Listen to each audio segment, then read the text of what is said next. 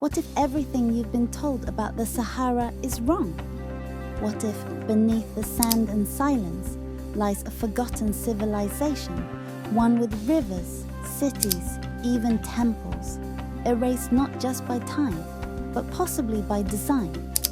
This isn't science fiction, it's ancient history buried in plain sight.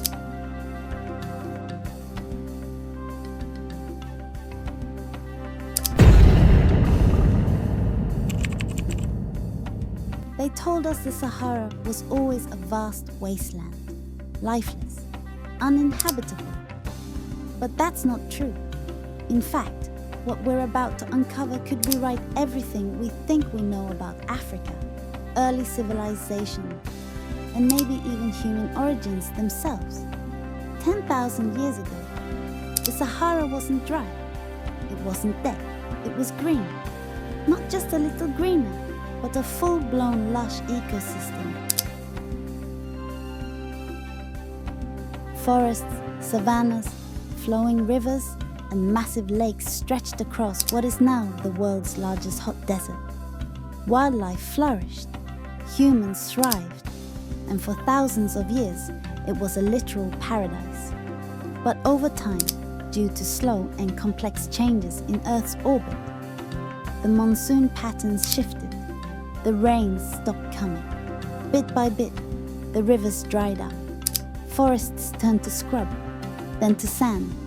And finally, what had once been a cradle of life became a sea of emptiness.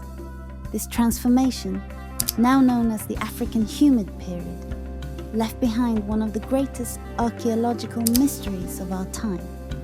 Because here's the twist. The Sahara may have been more than green. It may have been civilized. Deep within the heart of the desert, satellite scans have revealed long-dead riverbeds, channels that once carried massive volumes of water across hundreds of miles. These aren't guesses, they're geological facts. And where there were rivers, there were people. But it doesn't end there. Fossils of crocodiles, hippos, elephants, even fish have been found where now there's only sand. These creatures don't just show up by accident. They point to stable ecosystems and long-standing water sources, indicators of a vibrant landscape where humans could easily settle and build. And build they did. Hidden away in the caves of the Libyan and Algerian Sahara are thousands of rock paintings, some over 7,000 years old, depicting a world no longer visible. Men swimming, hunters tracking wild game through forests, herds of cattle grazing in open plains. It's not fantasy, it's documentation left behind by people who lived in a Sahara that was very, very different. But what's truly shocking is what lies beneath the sand. One of the most puzzling discoveries is the so-called Great Wall of Africa. This isn't myth, it's real.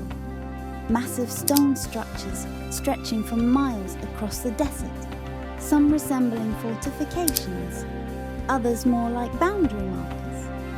Built with astonishing precision and scale, they appear to be remnants of a society with engineering knowledge far beyond what we previously believed existed in that region at that time.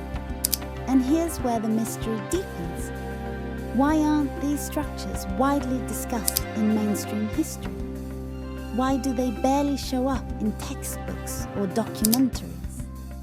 The moment you start connecting the dots, from ancient waterways and rock art to unexplained architecture, you start seeing the outline of something much bigger, a forgotten civilization lost to time, and possibly ignored on purpose. What if the Sahara wasn't just green, but central to early human advancement? What if it was a meeting point between sub-Saharan Africa, the Nile Valley, and the Mediterranean, linking trade routes, culture, and technology?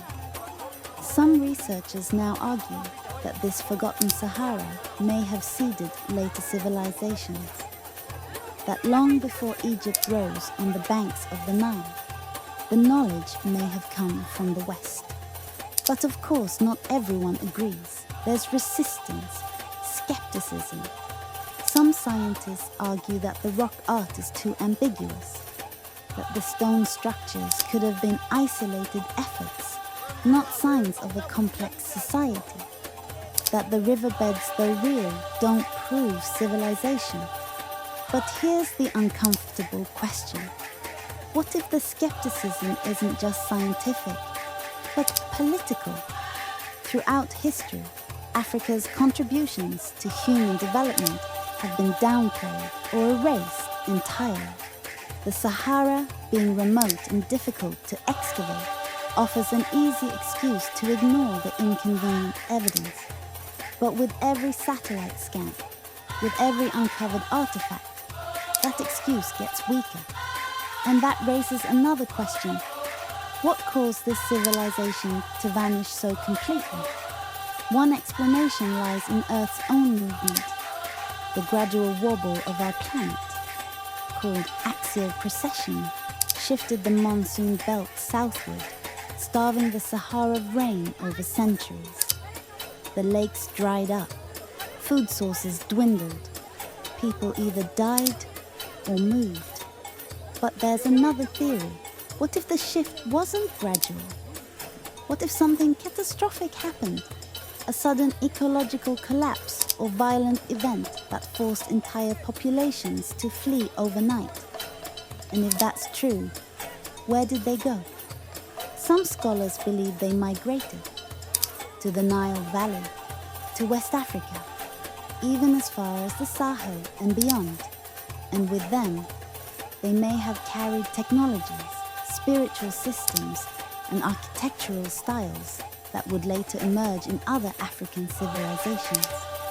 Could the echoes of the Sahara be seen in the pyramids of Nubia, in the city planning of ancient Maya, in the megaliths of Ethiopia? And then there are the legends, stories passed down for generations about ancient cities swallowed by the sands, underground temples buried in stone, entire societies lost to the wrath of the gods or the anger of the land. These myths exist across cultures, in Berber oral histories, in Dogon cosmology, in the stories of Tuareg nomads. Could they be more than metaphor? Some even believe parts of the Green Sahara civilization might still be intact, fossilized beneath the sand, protected from erosion, waiting to be found. Modern technology, like ground-penetrating radar and infrared imaging, is only just beginning to peel back the layers. And what they're finding is stunning. In 2020, researchers using satellite data discovered what appears to be a massive ancient lake basin, hidden entirely beneath the desert, larger than some modern countries. It suggests that we've only scratched the surface of what's buried there, quite literally. And the implications are huge, because if we prove that advanced societies lived and possibly thrived in the Sahara, then we must also re-evaluate the traditional centers of civilization. No longer would Mesopotamia, the Indus Valley, or the Nile be seen as isolated cradles of culture. Africa's interior would join that pantheon and perhaps take center stage. This is why the Sahara matters. It's not just about rocks and sand. It's about forgotten knowledge, lost legacies, the erasure of Black history at a geological scale. And the stakes aren't just academic.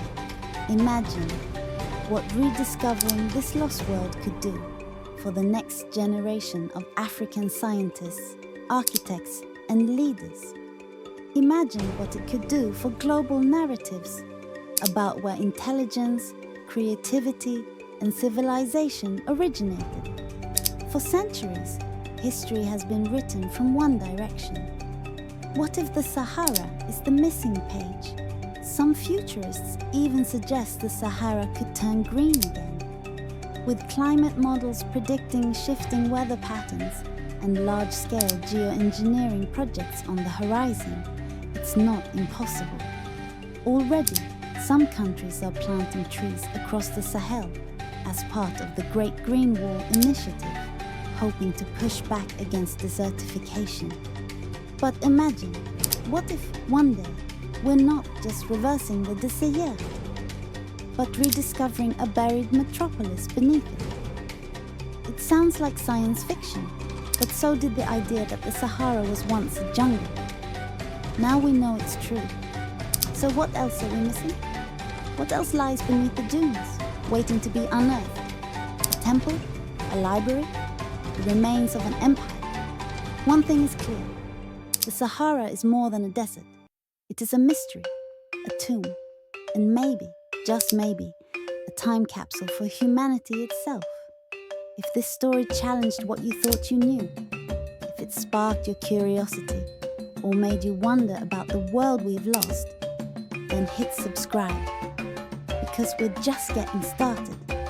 In our next video, we're diving into an even older mystery, one that could connect prehistoric Africa to the Americas before Columbus and rewrite the map of ancient contact entirely.